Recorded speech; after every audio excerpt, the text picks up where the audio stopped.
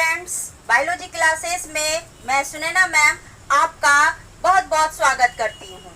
आज हम लोग बायोलॉजी 12th क्लास में रिलेटेड टॉपिक चैप्टर 2 का पुष्पी पादपों में निषेचन पूर्व संरचनाएं एवं घटनाएं से अवगत होंगे। तो इससे पहले हम लोग पुष्पों की संरचना के बारे में स्टडी किए थे। तो चलिए हम कुछ फिगर बता देते हैं।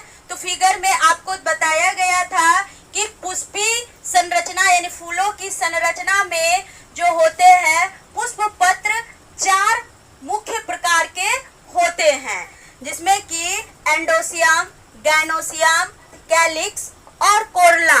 ये क्या होते थे? पुष्प के 4 महत्वपूर्ण अंग माने जाते थे, जिसमें कि आपको एंडोसियम और गाइनोसियम ये मेल और फीमेल रिप्रोडक्टिव पार्ट था फ्लावर का। कैलिक्स और कोरला ये पुष्प का एक प्रकार का क्या होता है? इंटरनल पार्ट होता है।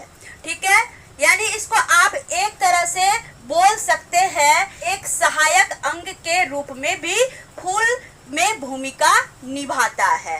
तो यहाँ हम मुख्य रूप से देखेंगे कि कोई भी पुष्पीय पादपों में जो संरचना होती है वो नर जननांग और मादा जननांग पर क्या होती है? आधारित होती है। पुष्पीय पादपों में फ्लावरिंग प्लांट्स में जो रिप्रोडक्शन होता है, वेजिटेटिव रिप्रोडक्शन होता है, कायिक प्रजनन होता है, जिसमें मुख्य रूप से नर जननांग यानी कि पुंकेसर और मादा जननांग यानी स्त्री केसर वो सक्रिय रूप से भूमिका निभाते हैं। तो यहाँ आप इस पिक्चर को देखिए, मैंने यहाँ फ्लावर का जो है स्ट्रक्चर बनाया है। तो इस स्ट्रक्चर में आप देख रहे हैं कि ये जो ग्रीन पार्ट है कि आप खास करके गुड़हल के फूलों में देखते होंगे कि गुड़हल के फूलों में ये जो हरी हरी संरचना होती है जो कि पूरे फ्लावर के नीचे यानी डंठल के पास जो होता है, तो इसे हम क्या बोलते हैं? कैलिक्स बोलते हैं, जिसे कि हम हिंदी में बाह्य दलपुंज कहते हैं। बाह्य दलपुंज के ऊपर जो रंग बिरंगी जो एक पंखुड़ियां होती है, जैसे कि हम दलपुंज कहते हैं, जो कि कोरला माना जाता है। ये तो आपको बताए कि ये कैलिक्स और कोरला जो है, बाह्य दलपुंज और दलपुंज जो है, ये पुष्प का क्या होता है? सहायक अंग माना जाता है। यहाँ पुष्पी पादपों में क्या देखते हैं? कैसे नए पौधे की उत्पत्ति होती है। आपको पहले बताया गया था कि कोई भी पुष्पीय पादप क्या होते हैं? नर जननांग और मादा जननांग आपस में संलयन करके भ्रूण का निर्माण करते हैं और ये भ्रूण विकसित होकर के नए पौधे की उत्पत्ति करता है। नर जननांग और मादा जननांग जो निषेचन करते हैं और निषेचन के बाद ही क्या होता है? भ्रूण का विकास होता है और भ्रूण विकसित होकर के ही नए पौधे की उत्पत्ति करते। तो लेकिन हमें जानकारी के लिए ये जरूर ध्यान रखना होगा कि कोई भी पुष्पीय पादपों में निषेचन से पहले और निषेचन के बाद एक क्या होती है? घटनाएं, एक इवेंट्स क्या होती है? घटित होती है। तो उसी में हम देखेंगे सबसे पहले हम पुष्पीय पादपों के नर जननांग की हम चर्चा करेंगे। मेल रिप्रोडक्टिव पार्ट यानी कि पुंकेसर के बारे में जानेंगे, जिसे कि हम स्टामेन कहते हैं। तो यहाँ आप एक क्या देखे होंगे कि ये पुष्प में जो ये जो स्ट्रक्चर दिया गया है, तो ये एक क्या है? नर जननांग है। पुष्प का क्या है? ये नर जननांग है। ठीक है, और यही जब क्या हो जाता है? ग्रुप में हो जाता है, तो इसे हम क्या कह सकते हैं? यानी कि फूलों में बहुत सारे क्या होते हैं? पुंकेसर मौजूद होते हैं, जो कि उसे हम पुमंग भी कहते हैं। यानी पुमंग जो होता है वो नर जननांग का क्या होता है? इकाई माना जाता है। जैसे कि हर मानव का शरीर का जो संरचनात्मक और क्रियात्मक इकाई कोशिका होती है, ठीक उसी प्रकार पुष्पों में जो है नर जननांग इकाई जो है वो पुमंग माना जाता है और स्त्री जननांग जयांग माना जाता है। तो यहाँ हमने पुष्प से क्या किया है, एक पुंकेसर को अलग करके आप इसके आंतरिक संरचना से हम क्या होंगे, अवगत होंगे कि एक पुंकेसर में कैसे नर जननांग जो है निषेचन में सक्रिय भूमिका निभाते हैं। तो हम एक पुंकेसर को लिए तो पुंकेसर क्या होता है, पुंकेसर किसे कहते हैं, सबसे पहले हम इनके बारे में जान लेते हैं। तो पुंकेसर जो होता है किसी भी पुष्प का क्या होता है, नर जननांग होता है, यानी कि male reproductive part of flower माना जाता है किसे, स्टामेन को। तो स्टामेन जो होते हैं ये अलग अलग यानी कि स्टामेन, नंबर ऑफ जो स्टामेन्स होते हैं वो फूलों के संरचना पर निर्भर करते हैं। अलग अलग फूलों में अलग अलग स्टामेन्स के नंबर्स होते हैं। पुंकेसरों की संख्या अलग अलग फूलों में अलग अलग होती है। ये जरूरी नहीं है कि सारे फूल में एक समान पुंकेसर होंगे, ये जरूरी बात नहीं है। लेकिन हम क्या देखते हैं, किसी में बहुत कम पुंकेसर होते हैं, किसी पुष्प में क्या होते हैं, बहुत ज्यादा पुंकेसर होते हैं।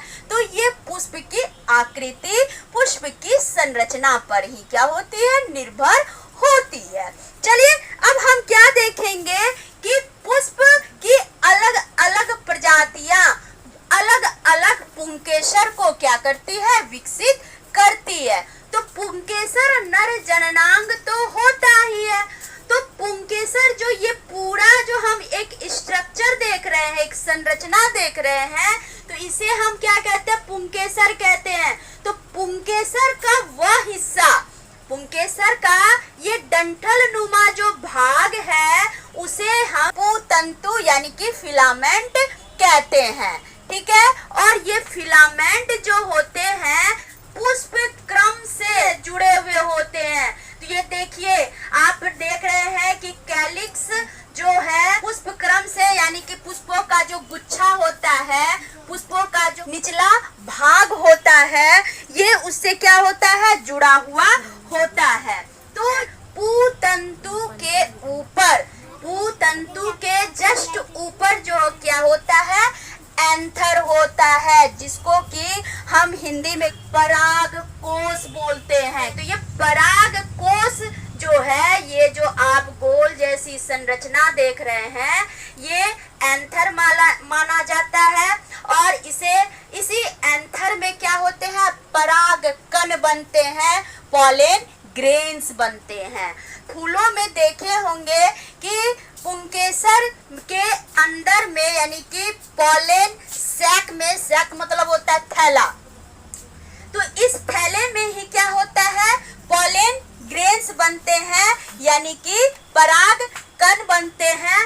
और ये पराग कण ही क्या होते हैं, निषेचन में यानी कि फ्लावर के रिप्रोडक्शन में क्या करते हैं, मदद करते हैं। तो चलिए स्टूडेंट्स, हम आगे ये देखेंगे कि तंतु जो होता है वो पुष्प के दूसरे छोर से जुड़ा होता है और तंतु के जस्ट ऊपर वाला भाग एंथर कहलाता है। तो आम तौर पर क्या होता है, जितने भी आवृत बीजी पुष्प होते हैं यानी एंजियोस्पर्मिक जो फ्लावर होते हैं, तो उनके जो पराग कोश होते हैं, ये जो पराग कोश है वो मुख्यतः क्या होता है, दो लोब्स में, दो पालियों में क्या होता है, विभाजित होता है। तो दो लोब्स में यानी कि इस तरह से आप क्या देखेंगे, एक संरचना देखेंगे, तो ये इस तरह से क्या होता है, दो भागों में क्या होते हैं, बटे हुए होते हैं। ठीक है, और ये जो दो पाली हैं ये मुख्य रूप से यानी कि ये पराग कोश यानी कि बोलिएगा कि द्विपालीय होते हैं, बाइलोब्स होते हैं। जैसे कि गुड़हल का फूल का बात करते हैं, तो गुड़हल के फूल में क्या होते हैं कि ये जो पराग कोश के जो पालियां होती है वो क्या होती है, यानी कि मोनोफिकस होता है, यानी वहाँ दो पाली नहीं होता, वहाँ एक ही पाली के होते हैं। तो ये गुड़हल में ही होता है, आप बिल्कुल इसे याद रखेंगे। तो कुछ पुंकेसर में जो परागकोश होता है वो चतुष्कोणीय होते हैं या चतुष्फलकीय होते हैं, यानी कि टेट्रागोनल होते हैं। ये परागकोश जो है वो क्या करते हैं, एक लघु बीजाणु धानी का निर्माण करते हैं, माइक्रोस्पोरेंजिया का क्या करते हैं, निर्माण करते हैं। तो माइक्रोस्पोरेंजिया डेवलप हो करके पॉलन सैक का निर्माण करेगी और पॉलन सैक में बहुत ही अधिक मात्रा में क्या होते हैं, पॉलन ग्रेन्स का क्या होगा, निर्माण होगा और अंततः पॉलन सैक जो होता है निषेचन की प्रक्रिया में क्या लेते हैं, भाग लेते हैं। तो ये पॉलन सैक जो होते हैं एक कनेक्टिव से क्या होता है, जुड़ा हुआ रहता है, यानी कि पॉलन सैक में जो दो पालियां होते हैं, दो लोब्स होते हैं, वो एक कनेक्टिव यानी कि योजी से जुड़े हुए होते हैं। तो निषेचन के पहले क्या होता है, लघु बीजाणु धानी का निर्माण होता है। लघु बीजाणु धानी परागकोश को निर्मित करती है और परागकोश जो है कई परागकणों को विकसित करती है और ये परागकण जो है वो सेचन की प्रक्रिया में भाग लेते हैं। तो लघु बीजाणु धानी जो होते हैं वो मातृ कोशिका में क्या होते हैं, मौजूद होते हैं।